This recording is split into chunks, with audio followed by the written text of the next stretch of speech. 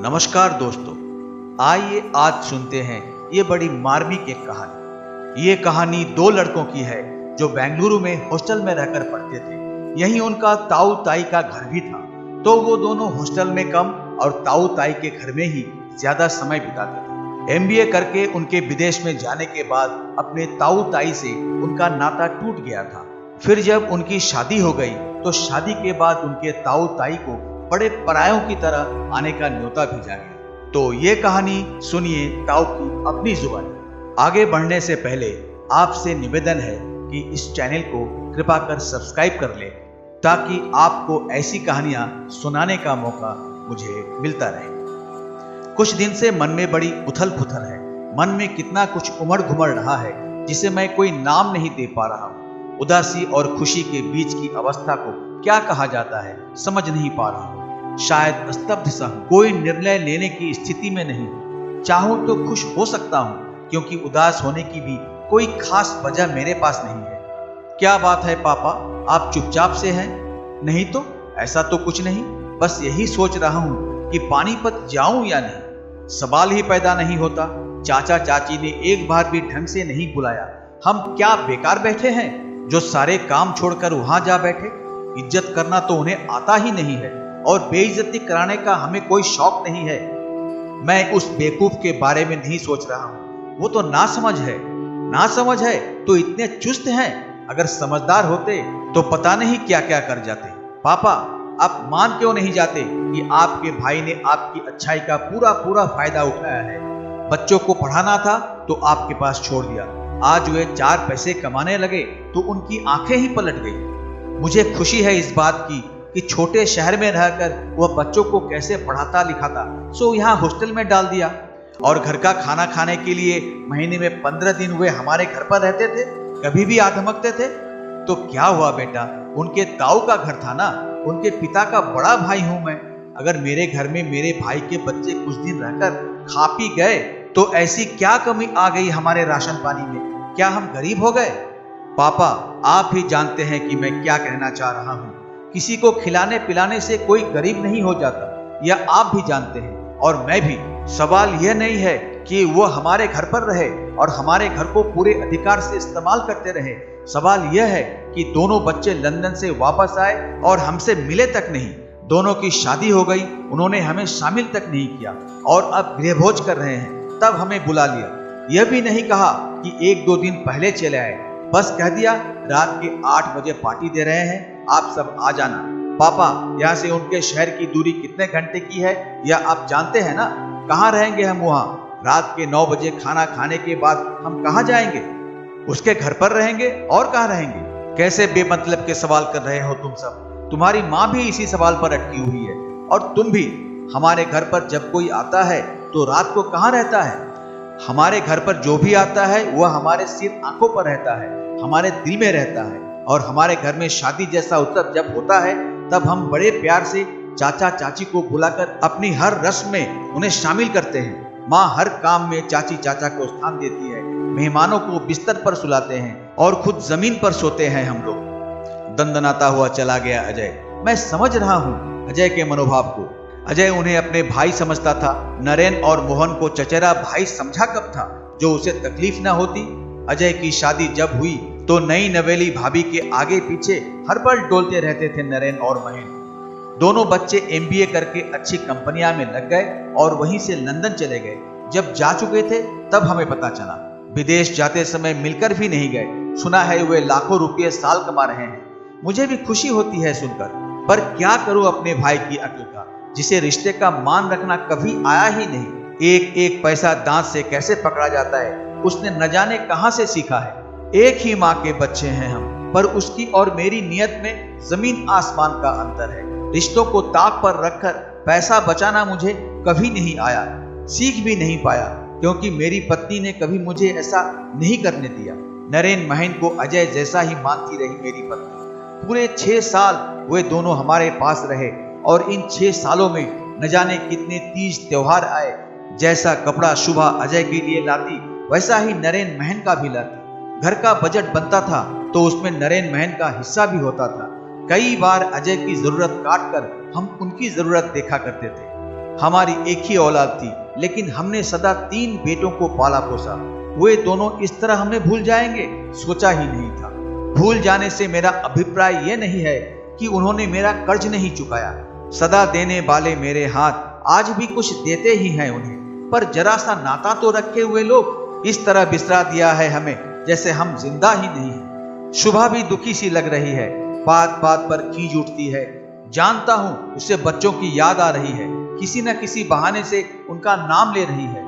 खुलकर कुछ कहती नहीं है, पर जानता हूं नरेन महन से मिलने को उसका मन छटपटा रहा है। दोनों ने एक बार फोन पर भी बात नहीं की। अपनी बड़ी माँ से कुछ देर बतिया लेते तो क्या फर्क पड़ जाता। कितना सफेद हो गया है उन दोनों का खून। विदेश जाकर क्या इंसान इतना पत्थर हो जाता है? विदेश को दोष क्यों दे रही हो? मेरा अपना भाई तो देशी है ना, क्या वह पत्थर नहीं है? पत्थर नहीं, इसे कहते हैं प्रैक्टिकल होना। आज सब इतने ज्यादा मतलबी हो गए हैं कि हम जैसा भावुक इंसान बस ठगा सा रह जाता है। हम लोग प्रैक्टिकल नहीं है ना, इसलिए बड़ी जल्दी बेवकूफ बन जाते हैं। क्या करें हम? हमारा दिल ऐसे कैसे भूल जाए कि रिश्तों के बिना मनुष्य कितना अपाहिज, कितना बेसहारा है। जहां 2 हाथ काम आते हैं वहां रुपये पैसे काम नहीं आ सकते। आप यह ज्ञान मुझे क्यों समझा रहे हैं? रिश्तों को निभाने में मैंने कभी कोई कंजूसी नहीं की, इसलिए कि अगर एक इंसान बेवकूफी करे तो जरूरी नहीं कि हम भी वही गलती करें। जीवन के कुछ पल इतने मूल्यवान होते हैं जो बस एक ही बार जीवन में आते हैं, उन्हें दोहराया नहीं जा सकता। गया पल चला जाता है, पीछे यादें रह जाती है, कड़वी या मीठी। नरेन महन हमारे बच्चे हैं। हम यह क्यों ना सोचे कि वे मासूम हैं जिन्हें रिश्ता निभाना ही नहीं आया। हम तो समझदार हैं। उनका सुखी परिवार देखने की मेरी तीव्र इच्छा है, जिसे मैं दबा नहीं पा रहा हूँ। अजय का गुस्सा भी जायज है, मैं मानता हूँ शुभा, पर तुम ही सोचो, हफ्ते भर में दोनों लौट भी जाएंगे, फिर मिले ना मिले कौन जाने हमारी जीवन यात्रा कब समाप्त हो जाए। मेरा स्वर अचकचा सा गया। मैं दिल का मरीज हूँ, आधे से ज्यादा हिस्सा काम ही नहीं कर रहा है। कब धड़कना बंद कर दे क्या पता। मैं दोनों बच्चों से बहुत प्यार करता हूँ, चाहता हूँ उनकी नई नई बसी गृहस्थी देख लूं। उन बच्चियों का क्या कसूर? उन्हें मेरे बारे में क्या पता कि मैं कौन हूँ। उनके ताऊ ताई उनसे कितना ममत्व रखते हैं। उन्हें तभी पता चलेगा जब वे देखेंगी हमें और हमारा आशीर्वाद पाएंगी। बस मैं जाना चाहता हूँ। वह मेरे भाई का घर है, वहीं रात काट कर सुबह वापस आ जाऊंगा। नहीं रहूंगा वहां अगर उसने नहीं चाहा तो। फजूल मान अपमान का सवाल मत उठाओ, मुझे जाने दो। इस उम्र में यह कैसा व्यर्थ का अहंग। रात में सोएंगे कहां? 3 बेडरूम का उनका घर है, 2 में बच्चे और 1 में देवर देवरानी सो जाएंगे। शादी में सब लोग नीचे जमीन पर गद्दे बिछाकर सोते हैं। जरूरी नहीं सबको बिस्तर मिले ही, नीचे कालीन पर सो जाएंगे। अपने घर में जब शादी थी तो सब कहां सोए थे? हमने नीचे गद्दे बिछाकर सबको नहीं सुलाया था? हमारे घर में कितने मेहमान थे? 30-40 लोग थे। वहां सिर्फ उन्हीं का परिवार है। वे नहीं चाहते वहां कोई जाए तो क्यों जाए हम वहां? उनकी चाहत से मुझे कुछ लेना देना नहीं है। मेरी खुशी है, मैं जाना चाहता हूं, बस। अब कोई बहस नहीं।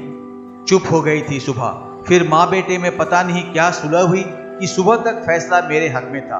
बेंगलुरु से पानीपत की दूरी लंबी तो है, सो तत्काल में 2 सीटों का आरक्षण अजय ने करवा दिया। जिस दिन रात को भोज था उसी दोपहर हम वहां पहुंच गए। नरेन महन को तो पहचान ही नहीं पाया मैं। दोनों बच्चे बड़े प्यारे और सुंदर लग रहे थे। चेहरे पर आत्मविश्वास था जो पहले कभी नजर नहीं आता था। बच्चे कमाने लगे तो रंगत में जमीन आसमान का अंतर आ ही जाता है। दोनों बहुएं भी बहुत अपनी अपनी सी लगी मुझे, मानो पुरानी जान पहचान हो। एक ही मंडप में दोनों बहनों को ब्याह लाया था मेरा छोटा भाई। न कोई नाते रिश्तेदार, न कोई धूमधाम। भाई साहब, मैं फजूल खर्ची में जरा भी विश्वास नहीं करता। बारात में सिर्फ वही थे जो ज्यादा करीबी थे। करीब लोगों में क्या तुम हमें नहीं गिनते? मेरा सवाल सीधा था। भाई जवाब नहीं दे पाया क्योंकि इतना सीधा नहीं था मेरे सवाल का जवाब। उसकी पत्नी भी मेरा मुंह देखने लगी। क्यों छोटी, क्या तुम भी हमारी गिनती ज्यादा करीबी रिश्तेदारों में नहीं करती? 6 साल बच्चे हमारे पास रहे। बीमार होते थे तो हम रात रात भर जागते थे। तब हम क्या दूर के रिश्तेदार थे?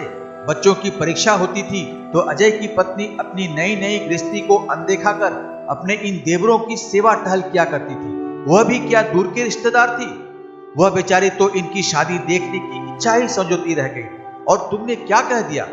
लेकिन मेरे बच्चे तो हॉस्टल में रहते थे, मैंने कभी उन्हें आप पर बोझ नहीं बनने दिया। अच्छा? अवाक रह गई शुभा अपनी देवरानी की शब्दों पर, भौचक्की सी। हिसाब किताब तो बराबर ही था ना उनके बही खाते में, हमारे ममत्व और अनुराग का क्या मोल लगाते हुए, क्योंकि उसका तो कोई मोल था ही नहीं उनकी नजरों में। नरेन महन दोनों वही थे। हमारी बातें सुनकर सहसा अपने हाथ का काम छोड़कर वे पास आ गए। मैंने कहा था ना आपसे, नरेन ने टोका अपनी मां को। क्षण भर को सब थम गए। महन ने दरवाजा बंद कर दिया था ताकि हमारी बातें बाहर न जाए, नई नवेली दुल्हन सब न सुन पाए। कहा था ना कि ताऊ ताऊ जी के बिना हम शादी नहीं करेंगे। हमने सारे इंतजाम के लिए रुपये पैसे भी भेजे थे, लेकिन इनका एक ही जवाब था कि इन्हें तामझाम नहीं चाहिए। ऐसा भी क्या रूखापन! हमारा एक भी शौक आप लोगों ने पूरा नहीं किया। क्या करेंगे आप इतने रुपये पैसे का? गरीब से गरीब आदमी भी अपनी सामर्थ्य के अनुसार बच्चों के चाव पूरे करते हैं। हमारी शादी इस तरह से कर दी कि पड़ोसी तक नहीं जानता इस घर में 2-2 बच्चों का ब्याह हो गया है। सादगी भी हद में अच्छी लगती है।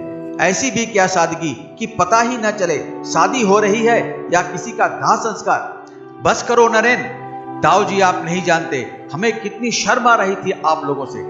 शर्म आ रही थी तभी लंदन जाते हुए भी बताया नहीं और आकर एक फोन भी नहीं किया। क्या सारे काम अपने बाप से पूछ कर करते हो, जो हमसे बात करना भी मुश्किल था? तुम्हारी माँ कह रही है तुम हॉस्टल में रहते थे। क्या सचमुच तुम हॉस्टल में रहते थे?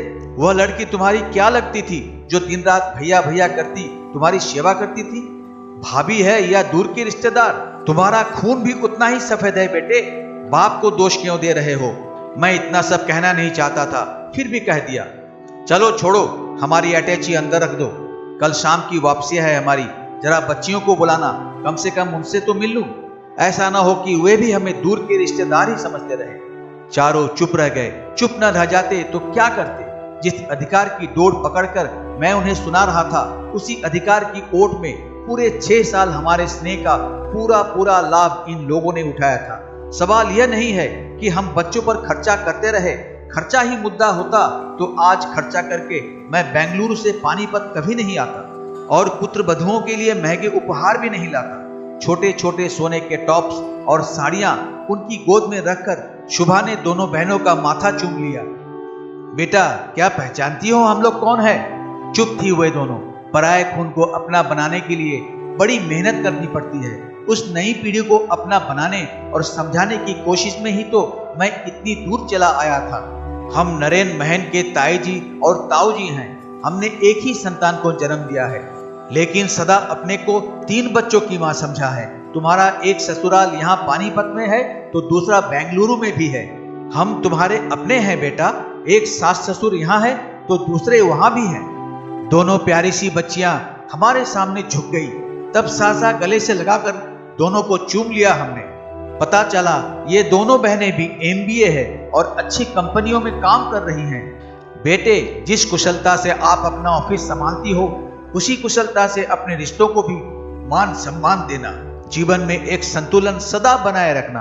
रुपया कमाना अति आवश्यक है, लेकिन अपनी खुशियों के लिए उसे खर्च ही ना किया तो कमाने का क्या फायदा? रिश्तेदारी में छोटी मोटी रस्में तामझाम नहीं होती, बल्कि सुख देती है। आज किसके पास इतना समय है जो किसी से मिला जाए? बच्चों के पास अपने लिए ही समय नहीं है। फिर भी जब समय मिले और उचित अवसर आए तो खुशी को जीना अवश्य चाहिए। लंदन में दोनों भाई सदा पास पास रहना, सुख दुख में साथ साथ रहना, एक दूसरे का सहारा बनना, सदा खुश रहना बेटा, यही मेरा आशीर्वाद है। रिश्तों को सहेज कर रखना बहुत बड़ी नेमत है यह हमारे जीवन के लिए। शुभा और मैं देर तक उनसे बातें करते रहे, उन पर अपना स्नेह, अपना प्यार लुटाते रहे। मुझे क्या लेना था अपना भाई या उसकी पत्नी से, जिन्हें जीवन का जीना ही नहीं आया। मरने के बाद लाखों छोड़ भी जाएंगे तो क्या होगा, जबकि जीते जी वे मात्र कंगाली ही ओढ़े रहे। भोज के बाद बच्चों ने हमें अपने कमरों में सुलाया। नरेन महन के बहुओं के साथ हमने अच्छा समय बिताया। दूसरी शाम हमारी वापसी थी। बहुएं हमें स्टेशन तक छोड़ने आई। घुल मिल गई थी हमसे। ताऊ जी, हम लंदन जाने से पहले भाभी व भैया से मिलने जरूर आएंगे, आप हमारा इंतजार कीजिएगा। बच्चों के आश्वासन पर मन भीग भीग गया। इस उम्र में मुझे अब और क्या चाहिए? इतनी ही बहुत है कि कभी कभार एक दूसरे का हाल चाल पूछकर इंसान आपस में जुड़ा रहे। रोटी तो सबको अपने घर पर खानी है, पता नहीं शब्दों की जरा सी डोर से भी मनुष्य कटने क्यों लगता है आज। शब्द ही तो हैं, मिल पाओ या ना मिल पाओ, आ पाओ या ना आ पाओ, लेकिन होठों से कहो तो सही, आखिर इतनी कंजूसी भी किस लिए। तो दोस्तों, ये थी आज की कहानी। मिलते हैं अगली वीडियो में एक नई कहानी के साथ। तब तक नमस्कार।